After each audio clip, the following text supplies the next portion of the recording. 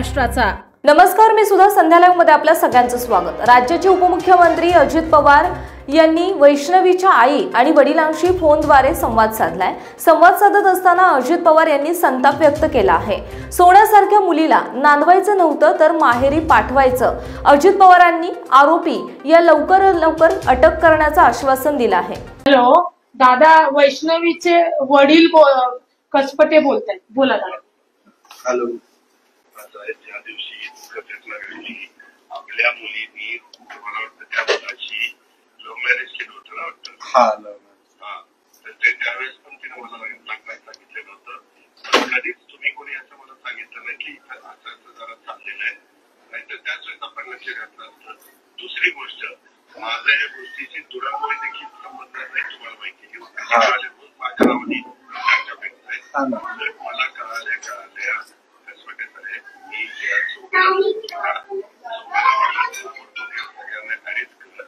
ते मूल आहे ते आमच्या आणि त्यांच्या घरी व्यवस्थित पडते आणि ह्याच्यामध्ये नंतर त्याच्यामध्ये गवडा सासरा जे कोणी त्यांचे घटक आहेत ते सगळ्यांना अरेस्ट केलं। आता सगळ्यांना अरेस्ट केलं गेलंय, फक्त तो सासरा कुठं ते पळून गेलाय। 3 टीम लावल्या होत्या, अजून टीम वाढवायला सांगितलंय। त्या वाढवायला सोडणार नाही, सगळी सर्व घातलेली आहे। आपली सोन्यासारख्या मुलीला कधी संपूर्ण नालाय करणं जर नांदवायचे नव्हतं तर मग घरी पाठवायचं होतं। लव्ह मॅरेज करतात इतके हरामखोर येते। तरी दादा तुम्ही त्यावेळेस शंका खोचक विचारलं होतं, याने मागितले का तुम्हाला नाही? कधी कधी काय होतात, वडील वडील अलीकडे मुलावर तेवढं प्रेम करतात, त्याला आपली लेख आहे, मुलीला आपण आता तेवढं तिचं आपण द्यायचं म्हणतो म्हणून कधी कोण फ्लॅट देतं, कोण गाडी देतं, कोण काय देतं, जे काय मुलांची खूप आपण जे ऐकत असेल ते मी प्रेमापोटी दिलं, काय काय प्रेमापोटी दिलं। मी काय करतो आता, मला मी डायरेक्ट विमानांनी बारामतीला आलो, मी उद्या कोल्हापूरला आहे, पण परवा मी तुमच्या घरी भेटून जाईल किंवा उद्या संध्याकाळी भेटून जाईल, त्यावेळेस आपण बोलूया। नाही पण 13 सकाळी होईल, मी उद्याच्याला येऊन तुम्हाला भेटून मी आहे तुमच्या बरोबर। मी तुमचीच बाजू घेतलेली आहे, तुमचीच बाजू घेणार आहे। मी मुलींच्या बाजूचा आहे, मी महिलांच्या बाजूचा आहे, काळजी करू।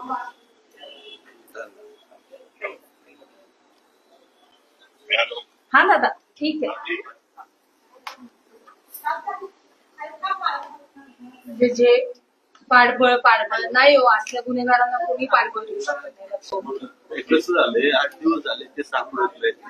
कसं असतं दादा, कायद्याने मी वकील आहे। आता समजा जर पाठबळ द्यायचं असतं तर सासू आणि नणंद अटक झाली नसती, त्यांना अटक केली। आता हे हागवणे कुठं लपून बसलाय, कुठं मोबाईल चालू आहे, कुठल्या नातेवाईकाला भेटले, कोण बातमी देते, त्याच्यावर त्याला पकडणार। मी काढली ना दादा माहिती, सुपेकर हे त्यांचे मामा आहेत आणि त्यातनं ही सगळी म्हणजे केलं सुपेकरांनी आणि बिचारा आमच्या दादाचं घेण्याचं देण्याचं मीडियाने हे केलं। मला जी सुपेकर मेन आता दादांचा फोन आला, दादांनी असं म्हणाले की लग्नातच तुम्हाला काहीतरी बोलले होते, काय बोलले होते बरं दादा? लग्नात काय झालं बोलून? की याने गाडी मागितली का तुम्ही दिली, एवढंच बोलले होते। मग काय बोलले, हसून बोलले आणि आशीर्वाद द्यायला ते आले होते, आशीर्वाद दिले, मुला गेले ते। बरं, स्वतःहून त्यांनी काय मागितलं होतं लग्नामध्ये? स्वतःहून म्हणजे त्यांनी सोनं मागितलं 10च्या ऐवजी 20, जसं मी 50 दिलं तसं। गाडी मागितली, मी 25 लाखाची MG Hector KN दिलेली, बुक केलेली त्यांनी। तुम्हाला म्हणलं फॉर्च्युनरच पाहिजे, ठीक आहे, ती त्याच्या पण माझ्याकडे सगळं रितसर आहे। बरं, मग ती फॉर्च्युनर घेतली। मग नंतर तांबे पितळाची भांडी द्यायची, तर ती बाई म्हणली नाही, हे कशाला एवढी 50 भांडी देतात, 17 भांडी, मला 5 ती चांदीचीच भांडी द्या। मग ती 5 भांडी चांदीची। पण तुम्ही आता दादांशी बोलला, अजित पवारांशी बोललाय, त्यांनी नेमकं काय सांगितलं तुम्हाला? काय आश्वासन दिलं त्यांनी? आता त्यांनी आश्वासन दिलं त्या भाडव्याला पकडतो मग। बरं, काय तुम्हाला भेटायला वगैरे कधी येतो म्हटलं? काय झालं त्याच्या? उद्या तसं नाही, मला काय उद्या परवा 2 दिवसात वेळ काढून जसं वेळ मिळेल तसं येतो। पण दादांनी आता उल्लेख केलाय लग्नामध्ये तुमचं आणि त्यांचं काहीतरी बोलणं झालं होतं त्या विषयावरून. तर ते नेमकं काय झालं होतं त्या ठिकाणी? कुठल्या विषयावर? तो गाडी देण्यावरून, गाडी कुणाची त्यांनी दिली? सांगितलं ना तुम्हाला की ते बोलले होते. कसं विचारलं का कसं विचारलं ते मला नाही माहिती. बोलता बोलून गेले की गाडी यांनी मागितली का तुम्ही दिली, एवढंच विचारलं. ठीक. आता काय आता दादांचा फोन आला अजित पवारांचा, त्यांनी काय सांगितलं, काय म्हणलं? दादांनी पहिल्यापासून आम्ही सगळेच जण सांगतो, दादा कुठल्याही अशा गोष्टींना पाठीशी घालत नाही, किंवा दादांचा तो स्वभाव नाही. आणि मुलींच्या बाबतीत आणि महिलांच्या बाबत मला माहितीये दादा अत्यंत संवेदनशील आहे.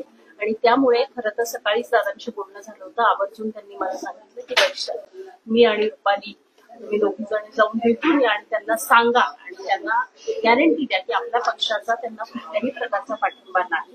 त्या पद्धतीनं दादा त्यांची भेट घेतली आणि बाकीच्या गोष्टी एक एक बाहेर येतात, कोण त्यांचे नातेवाईक आहेत, कोण त्यांना बळ देत असेल, त्याही गोष्टी आम्ही दादांच्या कानावर घालणार आहोत.